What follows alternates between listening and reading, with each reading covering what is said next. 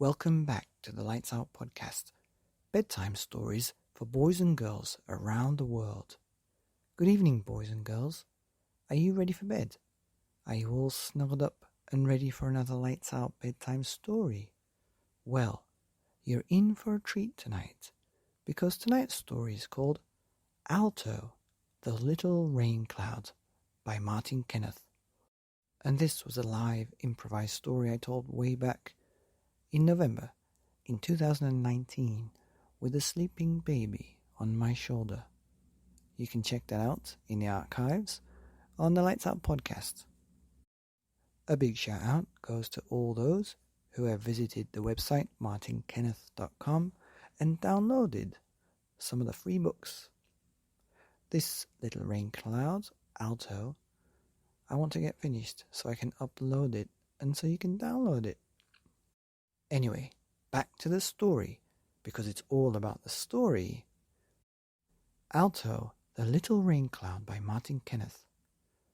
Once upon a time, there was a little rain cloud called Alto, and it was a very kind little rain cloud, because its mummy, Nimbus, and daddy, Cumulo, had taught it that if it was ever going to rain, it should at least rain on some places that needed the water, like a farmer's field after it had been sowed, or hot swings in the playground, so that the young boys and girls didn't burn their legs when they got on. But that was just a memory for the little rain cloud, because now his mummy and daddy were not around, and he was all by himself, way up in the sky, floating around and feeling rather lonely.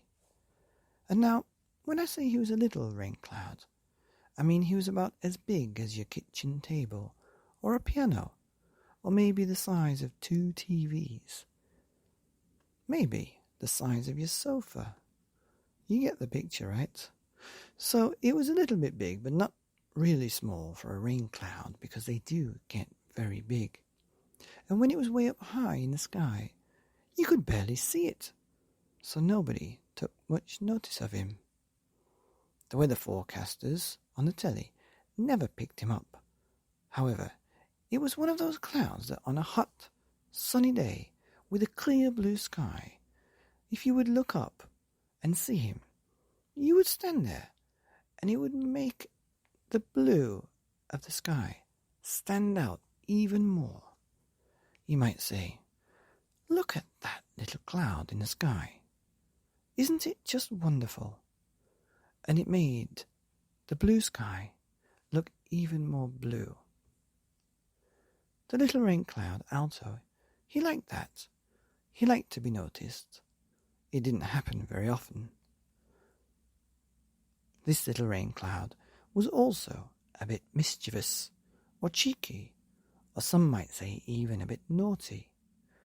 I think it was partly because his mum and daddy were not around anymore, and so he did like to play around, and because nobody could really see him, he was able to get away with lots of things. Some of the things that he used to do, well, they weren't really bad, because, let's face it, how much damage could a little white cloud the size of your sofa actually do? Well, one thing he liked to do was to rain in the playgrounds and make just a little bit of a wet patch, even a wet circle, on the playground just before the children came out to play. And they would tumble into the yard laughing and then stop all of a sudden, scratch their heads, and then shout for the teacher and ask, "Has it been raining, sir? Why is it wet over there? What's happening?" He liked that. Sometimes he would like to rain on the car of the teachers, especially the ones that shouted at the children at break time or in the school. Alto was especially happy if it was a very hot summer's day and the teacher had left his car windows open, meaning he could rain all into the car and get it wet. And so, back to Alto, the little rain cloud, floating around, raining here and raining there, and feeling rather sad. You see, his brothers and sisters, and his mummy and daddy, had been blown away one day in a great big storm a long time ago, or Alto thought it was long, but he wasn't quite sure. The Raincloud, Alto, did want to find his mummy and daddy, and he kept searching and searching, but he could never find them. One day, or should I say one night, the little Raincloud was floating around, and a big grey thunderstorm cloud came along and barged him right out of the way. The little Raincloud was blown aside and settled down near the side of a mountain top and landed just behind the tip of this mountain as he watched this wide and deep, angry and grey storm cloud growing and growing bigger and bigger and bigger. And then, as he peeked past the tip of the mountain again, the little Raincloud saw sparks of lightning flying out of the cloud and the bellowing thunder ringing all around. The thunder was deafening, and the Raincloud was scared. Scared, but very, very impressed. He watched the big storm, blowing gusts of wind, moving trees, bumping cars, and even swaying buildings. I'd like to be a storm cloud. I would like to be able to make lightning and thunder and blow a few cars around, thought Alto. But I'm just a little Raincloud. How could I possibly do that? And as the storm kept passing over, and as he watched all the damage unfold as the light came from the sun popping up from the horizon, the little Raincloud had second thoughts. Do these big storm clouds do anything else, apart from all this damage?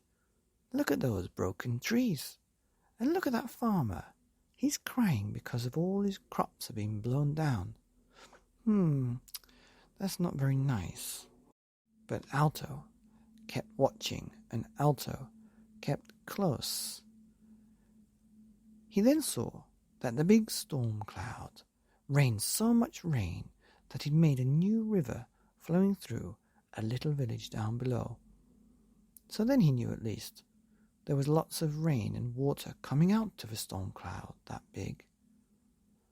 As the storm cloud continued to chug by, the little Raincloud tagged along and followed behind, just far enough, mind, that nobody noticed him, but close enough that he could hear and feel everything.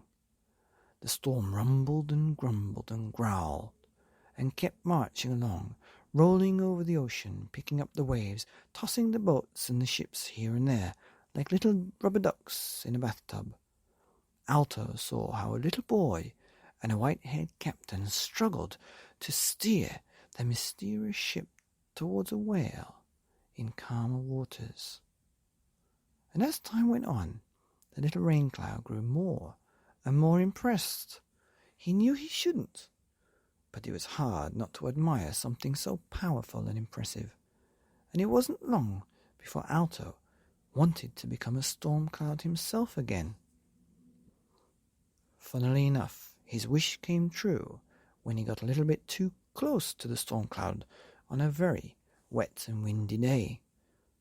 Alto was tagging a bit too close behind his hero, and as the behemoth slowed down to enjoy the sights of boats in the harbour crashing around like rice grains being poured into a sink bowl, whoosh, Alto was sucked up into the tail of the storm, and he couldn't get out.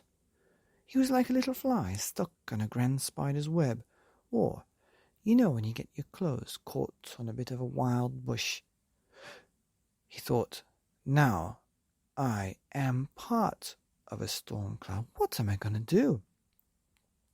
And he huffed and he puffed, and with all his might he pulled himself and blew himself and pushed himself off the tail of the giant storm cloud. And as he looked down, he was now much bigger than before, about the size of a kitchen, not a kitchen table, about the size of a living room, but not a sofa. Wow, he thought, I might try this again. And so he did. He floated back over to the storm cloud, and touched its tail again. Straight away he got sucked right in. But as soon as he did, he huffed and he puffed and he pushed and he pulled and he snapped away from the tail of the storm again. And yes, he looked down and was much bigger than before. Now he was about the size of a house. And wow, did he feel much stronger. He could feel the power, and he could feel the water starting to build up, which brought with it its own kind of energy. He didn't wait too long. He tried it again, and again, and again and again. And after a while, after being pushed and pulled and joining and snapping off again, and growing bigger and bigger, this little rain cloud, Alto, looked around, and there was no storm cloud. There was just a little rain cloud looking back at him. And then he looked at himself, and he realized now he was the storm cloud, great and grand, looking at what was left of the storm cloud before, a little white cloud. He blew the little cloud away and thought to himself, now what games can we play now? And he rumbled and he grumbled and he growled along. And he came to the shore with a little harbour with a few boats. He let the lightning bolts fly from his belly, from his nose, and he rocked some boats and did a little bit of damage as he passed over. As he passed over the town, he didn't look back, and he went to the next town, and to the next town, and to the next little village, and he passed over them all, growling and grumbling and rumbling along, lightning and thundering, until there was nothing left of this little island. And he sat there as the sun was shining on his back, and he was blocking out the shade on the island, listening to the people crying, listening to the farmers wailing, and the farmers' wives roaring with anger. And he suddenly realized that he had made a very bad decision. He had made a terrible mistake, and he'd used his power for the wrong thing. In that moment, in a second, in a heartbeat, in the blink of an eye, Alto, the big, dark storm cloud, turned white, and he stood up straight and turned into a cumulonimbus cloud like his daddy. In that moment, Alto realized many things, but the one thing he remembered was that sometimes clouds cannot fix the things that they've done, but they can always start from that moment to make things better, to help other places and other people. And so that's what the little rain cloud did. He floated along, village by village, town by town, city by city, country by country, continent by continent, and he rained all over the places that needed the water, like farmers' fields, dry lakes and rivers, and reservoirs. He rained on hot slides and swings to cool the little boys' and girls' arms and legs down, and he also did keep a bit of his cheeky streak, and rained on the little bad boys and little bad girls, or the teachers, just a little bit.